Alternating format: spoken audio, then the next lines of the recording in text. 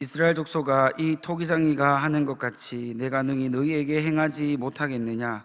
이스라엘 족속아, 진흙이 토기장이의 손에 있음 같이 너희가 내 손에 있느니라. 사랑과 은혜가 풍성하신 하나님 아버지, 오늘도 여전히 우리를 사랑하여 주셔서 하나님의 전에 올라와 하나님 말씀을 듣고 또 힘을 얻고 또 하나님을 위하여 살아갈 수 있도록 믿음과 은혜를 부어 주실 줄 믿습니다. 하나님, 이 시간 우리 마음과 뜻을 주님의 손에 올려드립니다. 우리를 인도하셔서 하나님이 원하시는 삶을 우리 모두가 살아낼 수 있도록 성령님 도와주시고 인도하여 주옵소서. 오직 이 시간에 우리의 모든 것을 주관하여 가실 줄 믿으오며 감사합니다. 예수님의 이름으로 기원하옵나이다. 아멘. 찬송가 370장 한 번 더 찬양하겠습니다.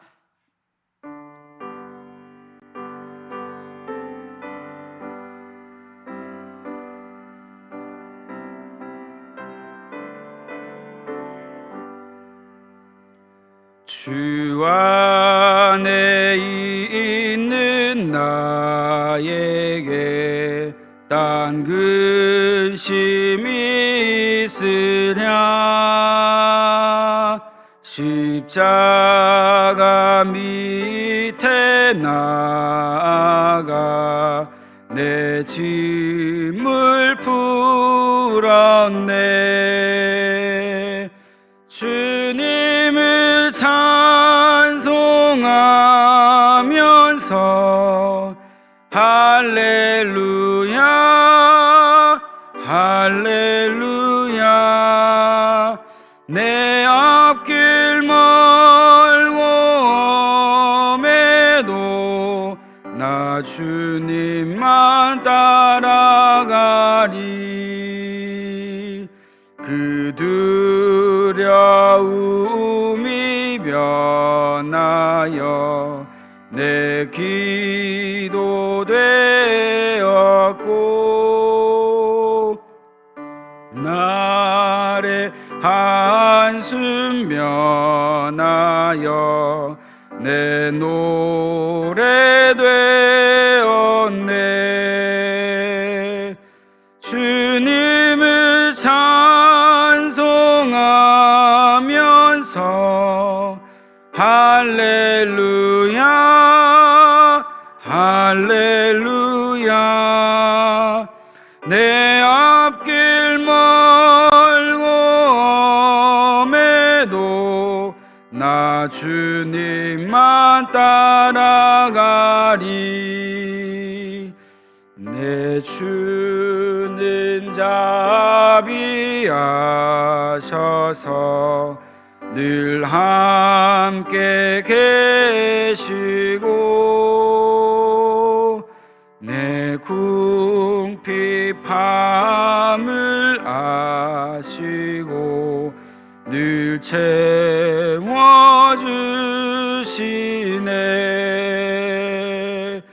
주님을 찬송하면서 할렐루야 할렐루야. 내 앞길 멀고 험해도 나 주님만 따라가리. 내 주와 맺은 언약은 영불변하시니 그 나라 가기까지는 늘 보호하시네. 주님을 찬송하면서 할렐루야 할렐루야. 내 앞길 멀고 험해도 나 주님만 따라가리. 아멘. 예배를 위해서 김희연 집사님 기도하시겠습니다. 우리의 창조주이신 하나님, 아버지의 은혜를 감사드립니다. 오늘도 주님의 전에 모여 하나님을 찬양하며 예배 드릴 수 있도록 인도하여 주시니 감사합니다. 지난 3일 동안 세상 가운데 살면서 주님의 뜻에 순종하지 못하고 살았음을 고백하며 회개합니다. 저희들의 마음을 정결케 하시고 우리를 긍휼히 여기사 십자가 보혈의 능력으로 깨끗이 용서해 주시옵소서. 설 명절을 지내면서 코로나로 인해 친지들과 함께하지 못한 아쉬움을 위로하여 주시고 한 자리에 모이지는 못하였지만 주님의 사랑 안에서 평안하고 건강하게 치유되고 회복되는 가정과 사회가 되게 하여 주시옵소서. 이곳에 함께 모여 예배드리는 성도들과 온라인으로 각자의 삶의 자리에서 예배드리는 성도들을 기억하며 하나님의 은혜를 한 마음과 한 뜻으로 받게 하옵소서. 인동교회를 이끌어 가시는 담임 목사님과 부교육자분들을 성령 충만과 강건함을 주시고 은혜를 부어주시길 기도합니다. 단위에 세우신 김준만 목사님을 기억하여 주시고 목사님을 통해 선포되는 말씀으로 우리의 영혼이 새로워지게 하옵시고 굳은 저희의 심령에 깨달음이 있게 하여 주시옵소서. 마치는 시간까지 주님 홀로 영광 받아주시고 이 모든 말씀 우리 주 예수 그리스도의 이름으로 기도드렸습니다. 아멘.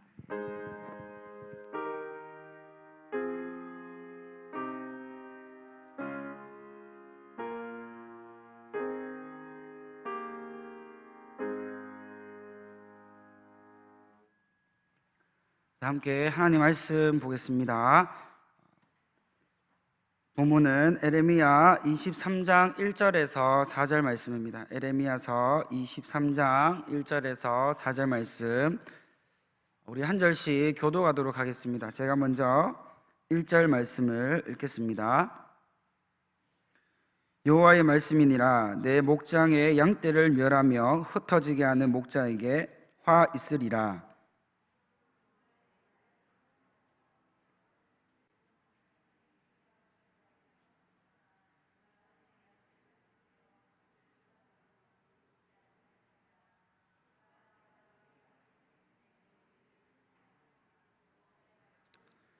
내가 내 양떼에 남은 것을 그 몰려갔던 모든 지방에서 모아 다시 그 우리로 돌아오게 하리니 그들의 생육이 번성할 것이며 함께 있겠습니다. 내가 그들을 기르는 목자들을 그 위에 세우리니 그들이 다시는 두려워하거나 놀라거나 잃어버리지 아니하리라. 여호와의 말씀이니라. 아멘. 시편 23편을 보면 다윗은 하나님을 자신의 목자로 표현하고 있습니다. 이것은 다윗 자신이 하나님이 다스리시고 통치하시는 연약한 양의 존재일 뿐임을 하나님 앞에 믿음으로 인정하고 있는 고백입니다. 우리가 알다시피 이 양은 너무나 연약하기 때문에 시력도 약하고 또 힘도 없어서 혼자의 힘으로 안전하게 살아갈 수 없는 그런 동물입니다. 거기다가 성격도 너무나 온순한 편이어서 야생의 그 위협으로부터 스스로를 지켜내기란 불가능에 가까운 그런 존재입니다. 그래서 이러한 양에게는 절대적으로 필요한 것이 있는데 바로 모든 추위와 모든 그 야생의 위협으로부터 안전하게 이 양을 지켜줄, 그리고 무엇보다도 이 풍성한 목초지를 제공해 줄 수 있는 그 목자를 만나는 것이 너무나 필요합니다. 목자가 있어야 양은 안전을 보장받을 수가 있습니다. 그리고 풍성한 목초지를 찾아다니면서 배가 항상 부를 수가 있게 되어지는 것이죠. 다윗이 하나님을 자신의 목자로 고백하고 있는 것은 다윗은 양과 같이 너무나 연약하고 힘이 없는 그러한 존재라는 것을 고백하고 있는 믿음의 고백입니다. 이러한 믿음의 고백에는 우리가 그 고백을 깊게 들어가 보면 하나님만이 다윗을 다스리시는 유일한 분이라는 그런 믿음을 우리가 찾아볼 수가 있는 거죠. 왕일 때도 있었고 힘이 있을 때도 있었습니다.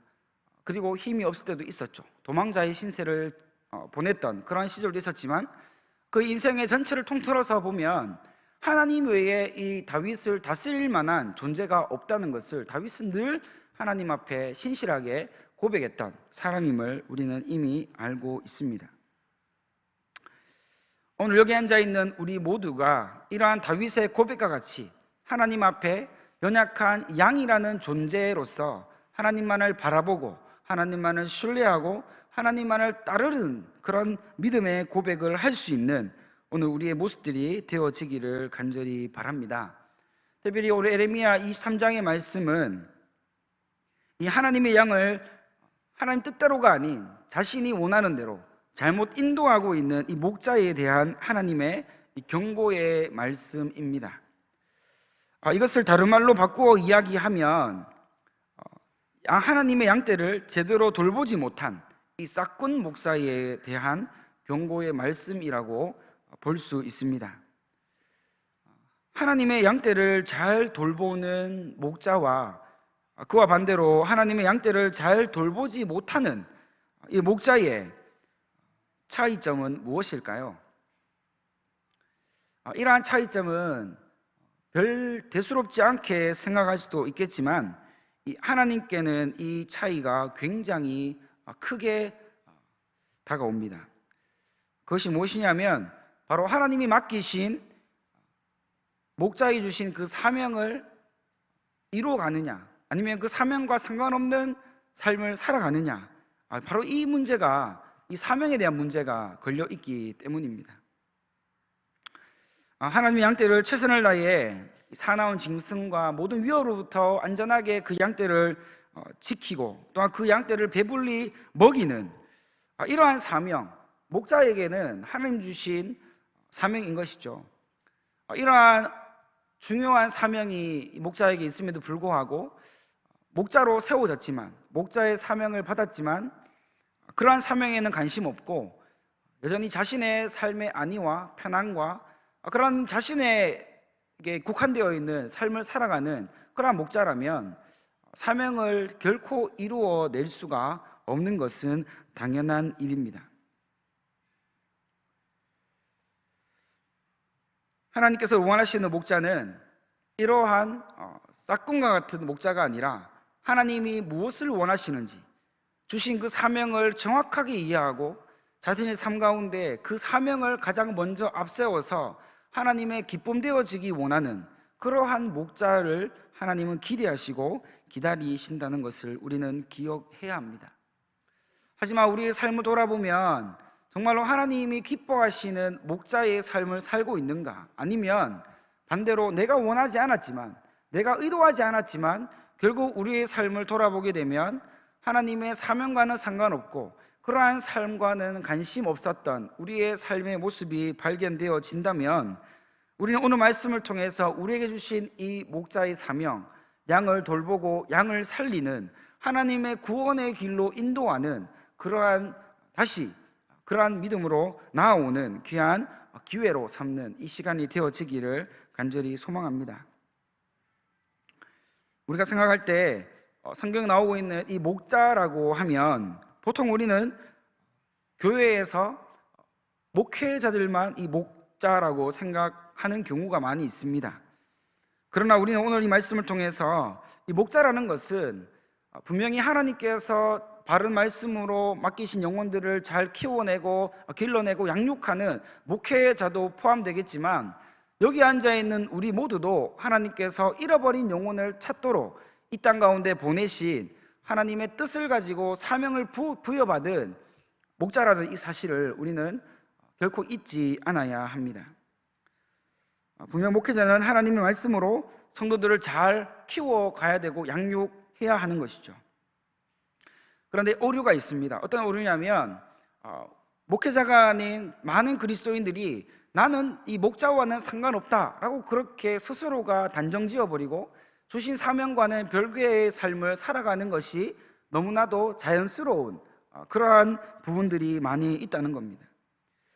그렇죠. 오늘 말씀에 보면 이 목자, 하나님께서 사명 주신 이 목자는 반드시 그 사명을 따라 살아가야 하는 사람임을 분명히 오늘 말씀은 우리에게 알려주고 있습니다. 혹 우리 가운데 우리에게 이미 주신 그 사명을 받았음에도 불구하고 그 사명을 따르는 삶을 우리 스스로가 결정하고 결단하여서 잠시 이것을 내려놓거나 중단하거나 보류하고 있는 이러한 생각과 마음이 우리를 주장하고 있다면 빨리 그러한 생각과 마음과 그 모든 것에서 벗어나야 하며, 또한 그런 것들에 의해서 우리 마음이 흔들리지 않도록 경계하고 주의해야 함을 말씀을 통해 우리는 깨닫습니다. 우리가 기억해야 하는 것은 우리 믿는 모든 자들에게 주신 바로 이 영혼을 구원하는 이 사명, 하나님께로 바르게 인도할 그러한 사명은 나이 제한이 없다는 것을 기억을 해야 합니다. 가진 것과도 상관이 없다는 것을 기억해야 됩니다. 우리가 호흡이 있다면, 우리가 마지막까지 살아갈 힘이 있다면 그때까지 이 사명을 위해 살아가야 할 하나님의 사람들임을 하나님 앞에 믿음으로 고백해야 되는 거죠.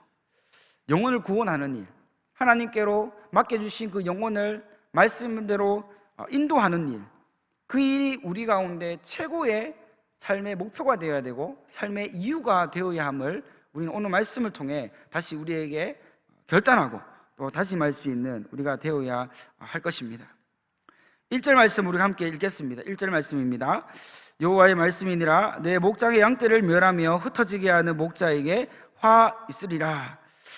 에레미야 선지자를 통해서 선포된 이 하나님의 말씀은 내 목장의 양떼를 멸하며 흩어지게 하는 이 목자에게 화가 있을 것이라는 하나님의 심판의 말씀으로 시작이 되어집니다. 여기서 우리가 주목해서 보아야 하는 말씀은 바로 내 목장이라고 하는 부분입니다. 목장이라는 것이 무엇인가요? 바로 그 목장, 그 영역은 주인이 있다는 거죠. 울타리가 쳐져 있는 그 목장, 아무도 함부로 들어올 수 없고 또 그 울타리 안에 있는 짐승들이 마음대로 밖으로 나갈 수 없는 그 울타리 안에 있는 그 영역 안에 있는 그 목장에 있는 그 모든 것들이 그 목장의 소유자의 것이라는 것을 나타내는 표식이지 않습니까? 결국 이 목장 안에 들어와 있는 양떼들만 목자의 안전함과 목자가 제공하는 그 배불리 먹을 수 있는 목초지를 경험할 수 있게 되어지는 것입니다.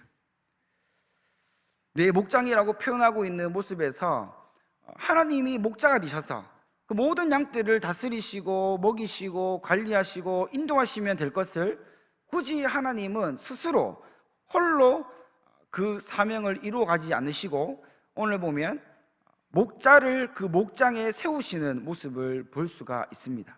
하나님이 혼자 하셔도 될 일을 사람을 세우셔서 그 목자를 삼으셔서 하나님의 양떼를 관리하게 하시는, 그리고 그들을 돌보게 하시고 기르게 하시는 그러한 모습을 우리에게 보여주고 있다는 것이죠. 왜 하나님은 직접 양떼를 돌보지 않으시고 또 그렇게 완전하지 않은 목자를 그 목장에 목자로 세우셨을까요?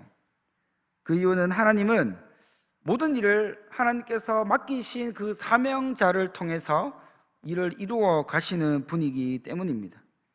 또 다른 이유는 이 세워진 목자나 양떼 모두가 영원하시고 또 선하신 그 목자 되시는 하나님만을 바라보도록 인도하시기 때문에 그렇게 연약하지만 비록 내세울 것 없는 사람이라 할지라도 하나님께서 사명 주시고 또 그에게 사명을 감당하시도록 그러한 귀한 자리를 허락하셨다는 것을 우리는 알 수가 있는 것입니다. 2절 말씀에 보면 하나님께서 세우신 목자는 어떻게 우리에게 표현되고 있습니까? 하나님의 백성을 기르는 목자, 하나님의 백성을 기르는 목자라고 그렇게 표현하고 있습니다. 하나님의 목장에서 하나님 백성을 기르는 일, 아무리 힘이 좋고 아무리 시야가 좋고 아무리 처세술이 좋은 목자라고 하여도 맡기신 그 모든 영혼들을 혼자 힘으로 케어하고 관리하고 기르고 양육하고 자라나게 하는 일은 혼자 힘으로는 감당할 수 없는 일입니다. 하나님의 백성들을 돌보는 일은 전적으로 우리의 선한 목자 되시는 하나님이 힘 주시고 능력 주시고 모든 것을 허락하셨을 때에 사명을 받은 그 목자가 맡기신 그 영혼들을 하나님의 뜻대로 바르게 케어하고 양육하고 자라나게 할 수 있다는 것을 우리에게 분명히 말씀해 주고 있습니다. 그렇게 될 때에 맡겨주신 그 영혼, 목자들이 한 영혼도 잃어버리지 않게 되어지기 때문입니다. 하나님이 한 영혼에 대한 마음을 부어주시지 않으면, 한 영혼에 대한 마음과 그 사명을 다시 일깨워 주시지 않으면 여기 앉아있는 우리 모두는 목자의 삶에서 실패할 것입니다. 그러나 우리 연약하지만 부족하지만 감당할 수 없다고 생각되어지는 이러한 우리의 마음과 생각을 통해서도 하나님이 힘 주시고 능력 주시고 다시 영혼에 대한 마음을 부르듯이 이렇게 세워주셔서 우리의 힘이 아니라 성령의 능력으로 하나님의 힘으로 이 사명을 감당할 수 있도록 우리를 인도해 가시면 여기에 앉아있는 우리 모두가 그러한 귀한 사명을 이루어가는 믿음의 삶을 살아낼 수 있다는 그러한 것을 우리에게 보여주고 있는 것입니다. 사실 목자도 사람이지 않습니까? 굉장히 약합니다. 때로는 쓰러지고 넘어지고 때로는 실패할 때도 있고 때로는 포기하고 싶을 때도 있습니다. 이렇게 연약하고 약한 목자에게 하나님은 아무나 할 수 없는 크고 놀라운 하나님의 사역, 하나님의 능력을 부어주시고 또 사명을 맡겨주신 것은 목자가 그럴 힘이 있다거나 능력이 있어서가 아닙니다. 하나님은 목자가 이미 약한 줄 알고 있습니다. 우리가 너무나 연약한 줄도 알고 있습니다. 얼마나 실패를 잘하는지, 얼마나 좌절에 잘 빠지는지, 얼마나 절망 가운데서 잘 헤어나오지 못하고 있는지도 하나님은 이미 알고 계신다는 거죠. 이미 모든 것을 알고 계시는 하나님께서 우리를 영혼 구원하는 최전선에 서서 목자로서 사명을 주시고 맡기신 영혼을 하나님의 품 안으로 인도해 올 수 있도록 인도하여 주시는 것은 이것보다 더 큰 하나님의 은혜가 우리에게는 없다는 것을 기억을 해야 합니다. 만약 우리에게 하나님이 이러한 사명에 대한 은혜와 복을 주시지 않고 그냥 이 땅에서 잘 먹고 잘 사는 복만 주셨다면 우리는 이 땅에서 주를 위해 살아갈 수 있는 그런 기회들이 많이 없을 겁니다. 하지만 우리 모두는 신분, 여와 그리고 가진 것과 그리고 배운 것과는 상관없이 모든 사람들이 하나님 앞에 나와서 하나님의 주시는 그 영혼 살아가는 마음을 깨닫고 하나님 주시는 그 사명을 깨닫게 되어지면 자신에게 있는 모든 것을 통하여서 하나님께서 맡기시고 인도하게 하시는 그 영혼을 하나님께로 인도하는 그 큰 기쁨을 우리 모두는 누릴 수 있게 되어졌다는 것을 우리는 기억을 해야 한다는 것이죠. 이런 하나님의 뜨거운 사명을 가진 목자로서의 삶을 우리가 살지 못하고 그만 우리가 세상의 유혹에 빠지고 또 세상이 주는 여러 가지 어려움들에 빠져서 하나님이 최고로 여기시는 이 영혼 구원의 사명, 하나님께로 인도하는 이 영혼을 하나님께로 인도하는 그 기쁨을 맛보지 못하게 된다면 우리는 누구나 할 것 없이 금방 내 삶의 안위와 평안과 안전을 먼저 돌아보게 되어지는 그러한 오류에 빠지게 되어질 것입니다. 왜 우리가 이렇게 됩니까? 주신 사명이 분명히 있는데 그 뜨거운 하나님의 마음이 여전히 우리 앞에 그대로 놓여져 있는데 왜 우리가 하나님의 사명에 관심이 없게 되었습니까? 왜 하나님의 관심에 우리가 소홀하게 되었나요? 그 이유는 다른 게 아닙니다. 바로 한 영혼에 대한 그 마음이 우리 마음에서 서서히 멀어져 갔기 때문입니다. 이것을 또 다른 말로 말하면 바로 한 영혼에 대한 하나님의 마음이 우리에게서 점점 소홀해졌기 때문입니다. 하나님의 마음이 우리에게 더 이상 전달되어지지 않았기 때문입니다. 한 영혼이 천하보다 귀하다신 이 말씀이 얼마나 우리에게 진하게 다가오고 있는지 이것을 우리가 놓쳐버렸다는 거죠. 앞에서 말씀드렸지만 하나님이 이미 우리가 약한 것을 알고 계세요. 여전히 부족한 것을 알고 있습니다. 하나님의 도움 없이는 하나님 주신 그 사명을 결코 이룰 수 없다는 것도 알고 계십니다. 그럼에도 불구하고 하나님은 우리에게 지속적으로 사명을 주십니다. 그리고 사명을 발견하게 하시고 깨닫게 하시고 실패했더라도 다시 이렇게 세우셔서 하나님께서 맡기신 그 목자의 삶, 영혼을 구원하는 하나님께로 인도하는 그 큰 기쁨을 경험할 수 있는 그러한 삶의 기회를 계속해서 우리에게 주고 있다는 것이죠.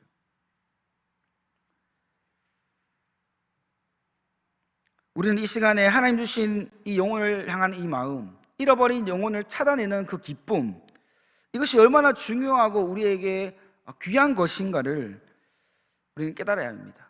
특별히 영혼을 하나님께 인도했을 때에 그 하나님의 마음이, 그 심장이 두근두근대는 그러한 은혜를 우리가 경험해야 한다는 것이죠. 우리는 이 땅에 사는 것이 바쁘고 피곤하다고 말합니다. 그러면서 우리는 서서히 복음 전하는 일보다, 영혼을 구원하는 일보다 내 통장에 잔고를 더 채우는 일에 더 힘을 내야 한다고 그렇게 스스로를 합리화하고 있습니다. 분명한 것은 이 땅에 사는 것이 바쁘고 피곤하고 여건이 허락되지 않는다 할지라도 그 모든 것보다도 먼저 우선시 되어져야 하는 것은 바로 사명을 이루는 일임을 우리는 잊지 않아야 합니다. 어떠한 합리화도 이 사명 앞에서는 통하지 않는다는 거죠. 하나님 앞에 갔을 때에 우리가 주를 위해 무엇을 했는가, 그것을 드러낼 수 있는 유일한 길은 사명을 감당했는가, 사명을 저버렸는가, 사명을 위해 살았는가, 사명에 무관심했는가, 이것이 되어진다는 것을 우리는 기억해야 합니다.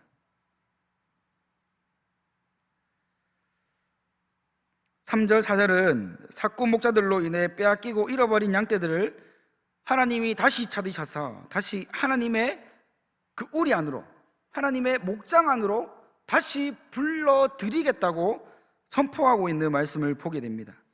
우리의 연약함과 우리의 무관심으로 인해 하나님의 잃어버린 영혼들이 무심코 얼마나 많이 지나갔을까요? 때로는 우리의 말과 우리의 행동으로 인해 그들이 상처 입고 우리의 무관심으로 하나님의 사랑을 미처 발견하지 못한 영혼들이 우리의 곁을 얼마나 머물러 있다가 그렇게 지나갔을까요? 이런 것들을 생각하면 우리는 참 하나님께 죄송한 마음뿐입니다. 그런데 정말로 다행인 것이 무엇이냐면 하나님께서는 이렇게 부족하고 연약하고 어떻게 보면 이 하나님께서 주신 사명을 이루어내기에 정말로 자격 미달인 우리에게 지속적으로 하나님의 뜻을 이룰 수 있는, 그 사명을 이룰 수 있는 그 믿음의 자리를 허락하시고 또 우리에게 그러한 사명을 깨닫게 하셔서 우리를 통해서 그 사명이 이루어지는 것을 확인하고 싶어 하신다는 것을 우리는 하나님의 마음을 통해 확인하게 된다는 것이죠. 이것이 우리에게 가장 큰 은혜입니다. 비록 우리가 얼마나 많은 영혼들을 잃어버렸는가, 거기에 하나님 초점이 있는 게 아니라 그렇다 하더라도 지금이라도 하나님 주신 그 사명을 깨닫고 지금이라도 하나님께로 온전히 나아와서 주신 사명에 전 목숨 걸고 어떤 상황과 어떤 환경이 있다 할지라도 영혼 구원하는 일, 영혼을 하나님께로 인도하는 일, 그 일에 최고의 목표를 삼고 살아가는 이러한 삶을 우리를 통해서 하나님이 확인하고 싶어 하신다는, 이것은 우리에게 가장 큰 은혜가 된다는 것을 믿으셔야 합니다. 하나님의 목장, 하나님의 우리로 돌아오는 모든 양떼와 목자는 어떻게 됩니까? 하나님의 은혜로 말미암아, 하나님의 능력으로 말미암아 다시 실패하지 않습니다. 다시는 추위와 싸우지 않아도 되고요, 다시는 두려워하지 않아도 됩니다. 근심하지 않아도 되고 염려하지 않아도 됩니다. 하나님의 우리 안에 들어오면 하나님이 항상 돌보시고 하나님의 그 따뜻한 손길이 항상 그 우리 안에 들어오는 모든 자들에게 비춰주시고 또 그 온기가 전해지기 때문에 실족하지 않게 되어진다는 것을 오늘 말씀 우리에게 분명히 말씀해 주고 있습니다. 사랑하는 성도 여러분, 하나님이 한 영혼도 포기하지 않으시는데 어찌 우리가 그 어떤 영혼이라도 포기할 수 있겠습니까? 하나님이 이토록 크신 사랑과 긍휼로 모든 잃어버린 영혼을 찾으시겠다고 선포하시고 결단하시고 다짐하고 계시는데 우리가 어찌 그러한 영혼들에게 관심 가져주지 않으며 그러한 영혼들을 그냥 스쳐 지나가는 인연점으로만 생각할 수가 있겠습니까? 이제 우리는 하나님께서 붙여주신 그 영혼에게 관심을 가져야 합니다. 그리고 하나님의 사랑이 나를 통해, 하나님의 그 복음이 나를 통해, 하나님의 생명이 나를 통해 흘러가도록 믿음으로 이 사명의 기회를 정말 끈질기게 부여잡을 수 있는 그런 열정과 열심이 다시 우리 안에서 불타오를 수 있는 그런 은혜가 있기를 간절히 원합니다. 지금은 코로나 상황이라는 특수한 상황이 있습니다. 교회 이미지가 예전보다 더 추락하고 있는 것이 현실입니다. 그러면서 자연스럽게 우리 안에 드는 생각이 무엇입니까? 이제 전도가 될까? 이제 복음이 전해질까? 이러한 생각이 먼저 드는 것이 사실입니다.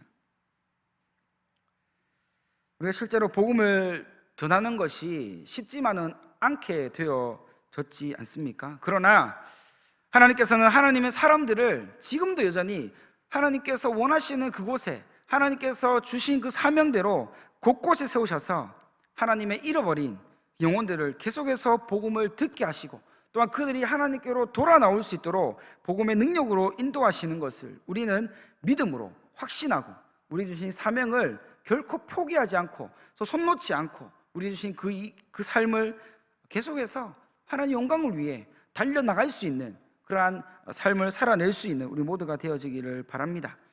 여기서 중요한 것이 뭐냐 하면, 우리가 하나님께서 주신 그 사명을 놓지 않는 것입니다. 내 상황과 내 환경과 내 여건과 여러 가지 상황을 조합해 봤을 때 끝까지 이 사명을 놓지 않는 것. 그럼에도 불구하고 이러한 우리의 삶을 통해서라도 하나님 영광 드러내기를 원하신다면, 하나님 나를 통해서 역사하여 주십시오.